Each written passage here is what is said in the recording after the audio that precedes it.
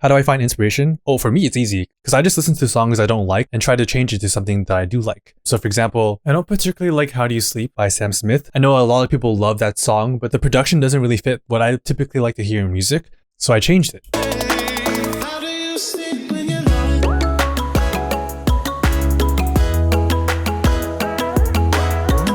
And that's typically how I find inspiration, but for other people, it could be different. They can listen to a song and they love it and they want to figure out how to change it in a way to make it even better.